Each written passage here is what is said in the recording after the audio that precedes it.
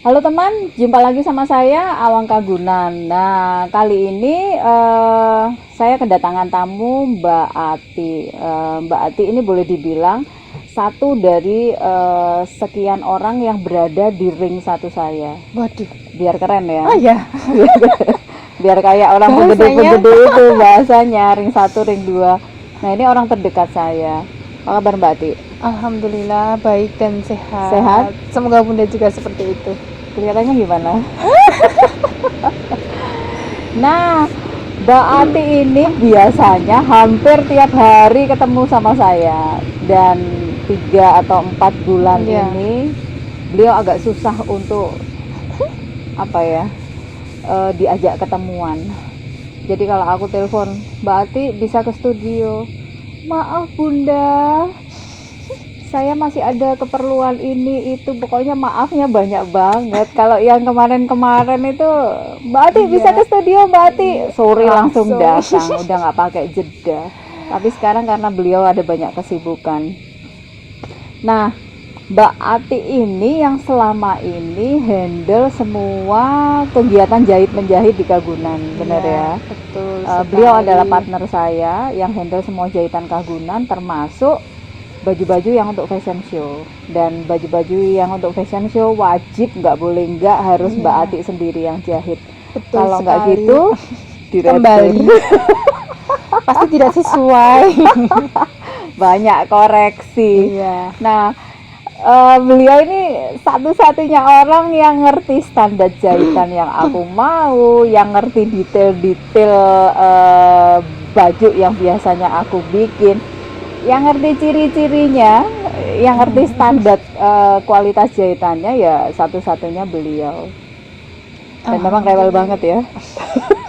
Alhamdulillah bisa menyesuaikan Bunda.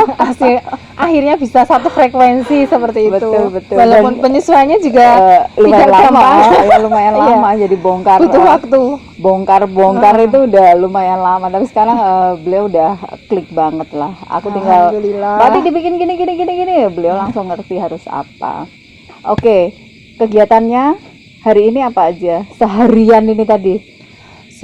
Seharian ini tadi pagi-pagi sebelum jam 8 saya tadi sudah ada di tempat jahit. Ketemu dengan anak-anak, kemudian ngasih potongan sama penjahit saya. Habis itu tadi sebelum berangkat cek dulu, karena kemarin habis mendaftarin anak sekolah, dia masuk di nomor berapa, nanti kalau terlempar nggak jadi diterima. Habis itu ternyata masih aman, masih di tengah-tengah. Kemudian baru tadi itu jam berapa ya, 8:30 saya OTW ke sekolahan Gitu. Terus tadi sampai sini jam berapa ya? sampai sini tadi sudah jam 4 lebih. 4 lebih. Tadi di sekolah harusnya janjiannya jam setengah 4 sore. iya. Dan dia WA, aku masih harus selesaikan jahitan kebaya aku karena hari ini mau diambil ya. Begitu sibuknya. Nah, Mbak Ati ini dulunya adalah pengajar. Ya, Iya. terus akhirnya resign, bikin usaha jahitan. Iya. Ya, terus ketemu saya, kita bekerja sama dan Iya. kita jalan-jalan kemana-mana ya. Iya, kemana-mana Jalan-jalan pokoknya. kemana-mana berdua. Habis itu ngajar lagi. Iya. Aku pengen nanya nih, agak sensitif sih. Waduh, apa ya Bunda? Kenapa dulu memutuskan resign dari sekolah pertama? Ini yang agak beliau agak menyimpan cerita ini. Kenapa dulu memutuskan untuk resign dari sekolah pertama? Sebenarnya ya Bun, untuk saat ini karena saya sudah belajar ikhlas, itu tidak mau membahas yang sudah-sudah, tetapi sekedar hanya cerita saja. Mudah-mudahan itu tidak mengurangi keikhlasan saya untuk saat ini. Karena yang aku tahu, Mbak Ati ini butuh proses 4,5 tahun untuk bisa melupakan kejadian itu. Jadi aku kepo nih, ada apa kemarin? Iya, sebenarnya apa yang kita alami itu kita kan nggak pernah tahu ya Bunda.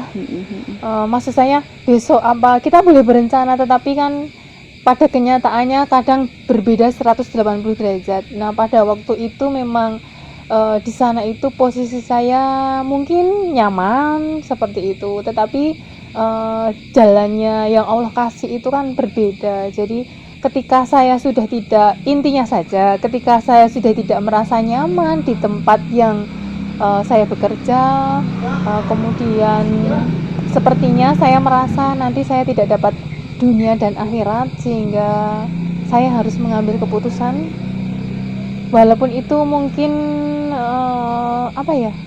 berat, tapi saya harus ngambil keputusan juga gitu. Jadinya saya memutuskan untuk, karena saya sudah tidak nyaman, orang bekerja itu yang dicarikan juga kenyamanan gitu, tidak hanya sekedar uang saja, tapi kalau tidak nyaman untuk apa gitu. Walaupun pada saat itu posisinya cukup strategis ya.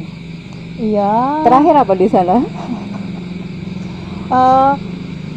Terakhir saya sudah menjadi guru biasa Bunda, walaupun sempat karena dulu di sana saya yang mengawali. Jadi dulu waktu awal-awal pertama kali dapat siswa Bunda, itu perjuangannya amat sangat sungguh luar biasa seperti itu, sehingga mungkin yang saya rasakan, saya agak menyesak di dada itu yaitu kenapa dulu saya pernah ada pertanyaan,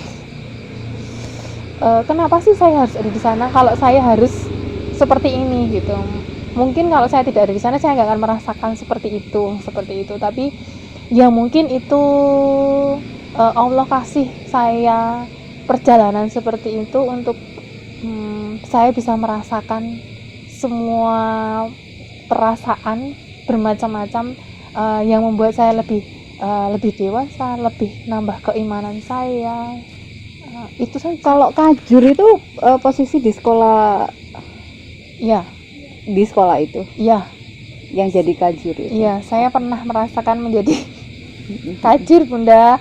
Kepala bengkel juga pernah ketika waktu itu, karena yang sudah dikelat itu hanya saya, sehingga saya yang pegang. Kemudian sebelum saya memutuskan untuk berhenti itu, saya sudah menjadi guru biasa.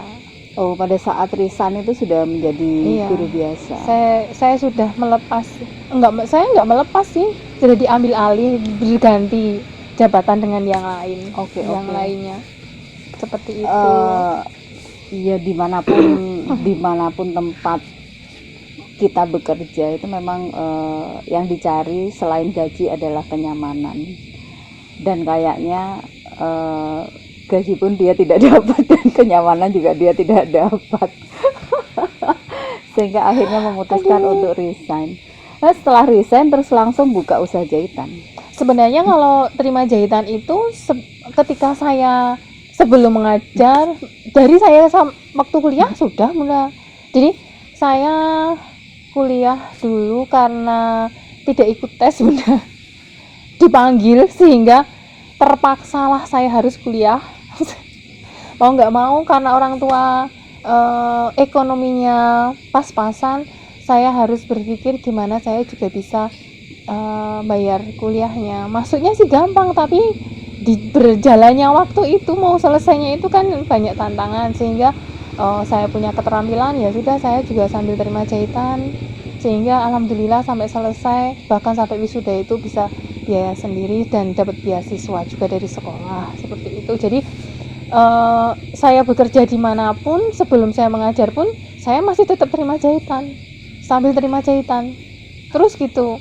Saya profesinya apapun kemarin itu saya tetap terima jahitan Bunda. Jadi ketika saya resign itu, saya sudah punya gambaran bahwa oh ya, saya nggak akan kehilangan rezeki gitu, dan saya yakin Allah itu sudah menuliskan rezekinya masing-masing. Jadi ketika saya kehilangan pekerjaan satu, pasti akan diganti sama yang lainnya. Dan yang pasti kalau Mbak Ati nggak resign, Mbak Ati nggak bakal ketemu aku. Betul, itu jelas Bunda, karena baru sekian bulan saya resign, ternyata Allah mempertemukan ya Bunda. Mungkin kayak gitu, kalau saya nggak resign, saya mah di sana nyaman-nyaman saja, saya tidak akan kenal dengan Bunda Awang Kagunan.